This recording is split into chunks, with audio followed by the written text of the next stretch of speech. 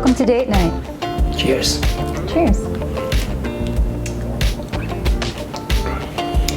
I know. His dirty martini skills are nothing to be messed with. I know how to do a proper martini. That's why I married him. One of the many, many reasons. Yeah, definitely. One of the top 5. One of the 10 million reasons. Let's not get ahead of ourselves here. Since we can't go out, we figured let's have a date at home, shall we? And what's the best kind of date night?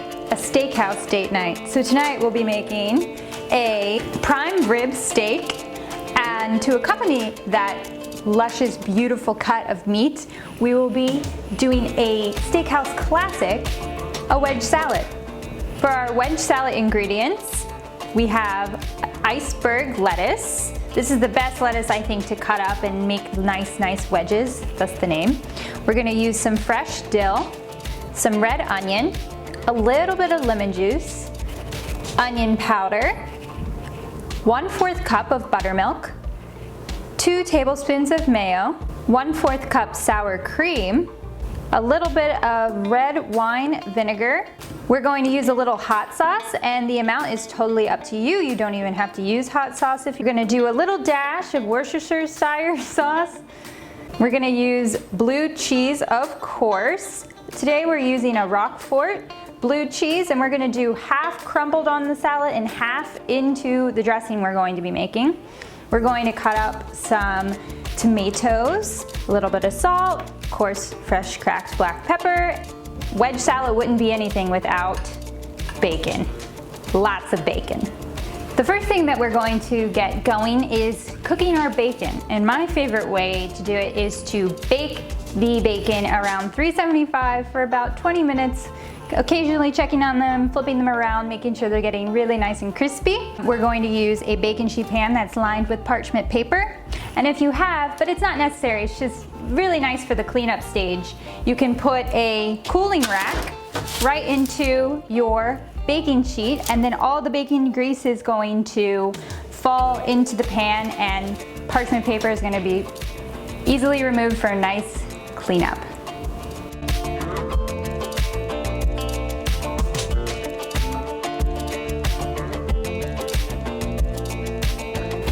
Let's make the dressing. We're going to combine all of the ingredients together and mix them up. So we have our 1/4 cup of buttermilk, our 1/4 cup of sour cream, our 2 tablespoons of mayonnaise. Add juice from a half of a lemon, a half teaspoon of onion powder. Just gonna give a dash of Worcestershire sauce, I can never say that. As much as you'd like of hot sauce, some fresh cracked black pepper, a few pinches of salt,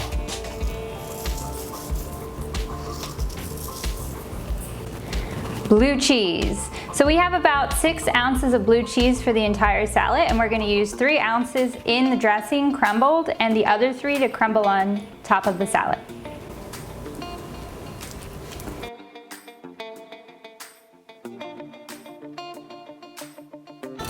Now we whisk.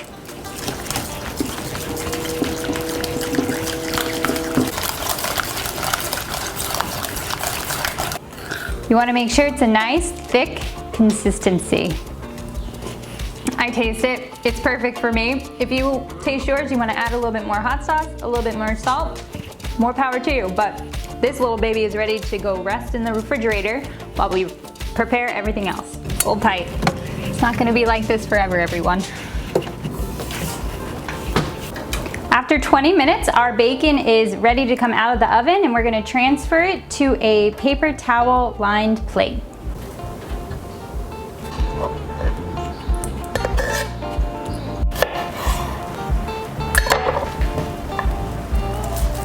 So after we chopped our red onion and tomato, we're going to add a pinch of salt, some fresh cracked black pepper, and a few dashes of red wine vinegar. And just let all of that marinate together. All right, let's prepare our lettuce. Let's cut off the stem here. Then I'm going to cut it in half. So we're gonna cut it down through the core. Oh yeah, we're gonna quarter them.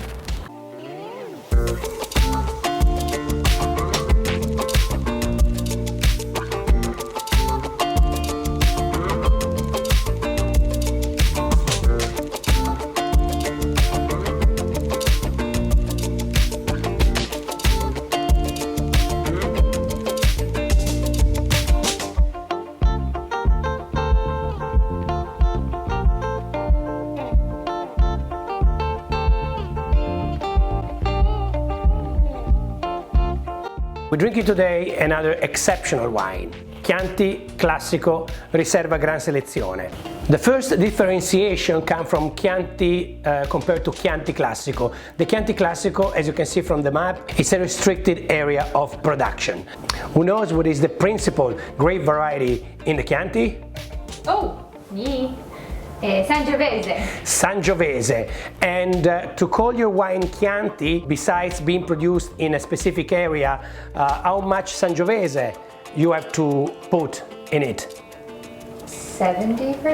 70%, while in the Chianti Classico you need 80? 80%. Chianti Classico, 80% Sangiovese.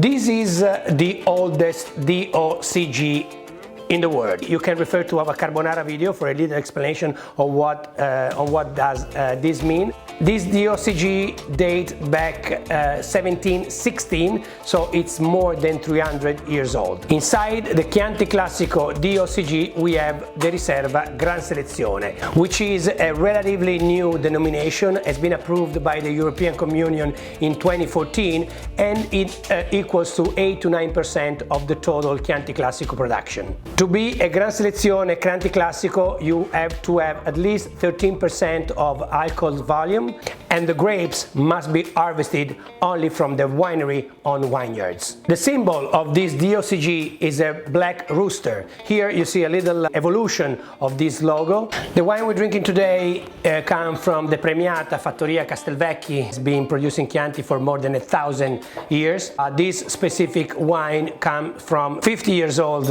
vineyards. The color is ruby red. The perfumes are extremely complex and elegant. 2013 is the vintage we're going to drink today. It brings all the characteristics of the real Sangiovese in your glass. Perfect! Let's give it a try. I'm very, very excited. Cheers. Cheers. Wow. Absolute perfection.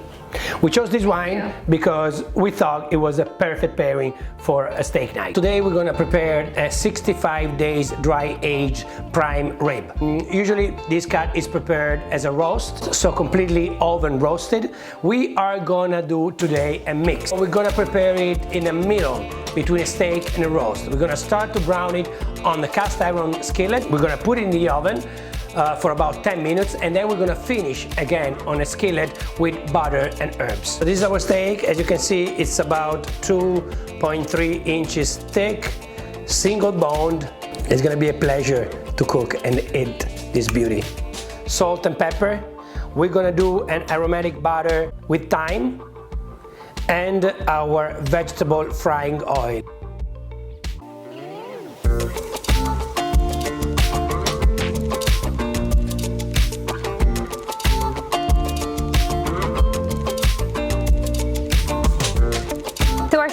Been outside of the refrigerator for about 2 to 3 hours. We really want it to get to a nice room temperature before we start cooking. The first thing that we're going to do is give the steak a nice massage with some of that canola oil or vegetable oil, whichever high temperature oil you would like to use. The steak is only going to be seasoned outside of cooking, so you need to be really generous. This is a very big hunk of meat. And of course, fresh cracked black pepper.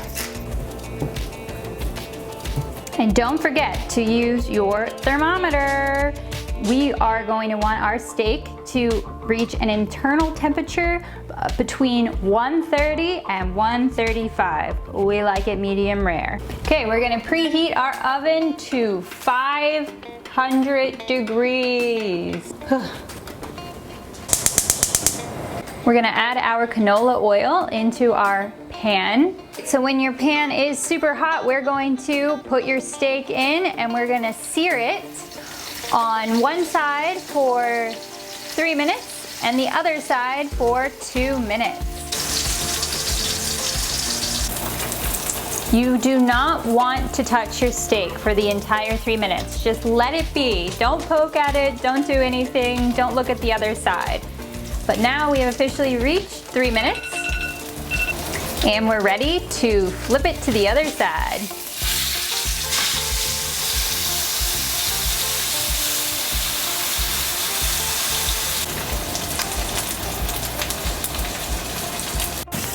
And we're gonna put it in the oven for about 10 minutes. Fire back on. Our temperature is at 120. It is the perfect temperature to start frying it back in the pan with our thyme and garlic butter. Okay. Once all the butter is melted down, you're gonna tip your pan and just continue to douse that beautiful piece of meat in that butter, garlic, and thyme mixture.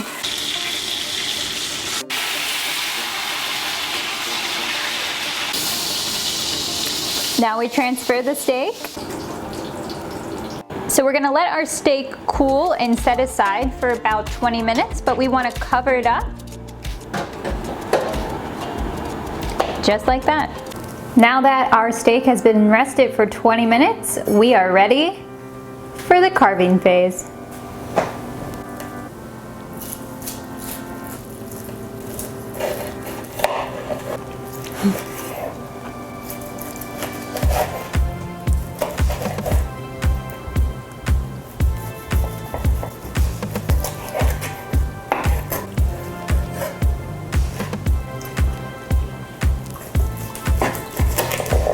And we're going to finish with a little bit of a drizzle from the cooking butter that is left in our pan and some super flaky sea salt to finish. Cheers. Cheers. This guy. Oh, this looks.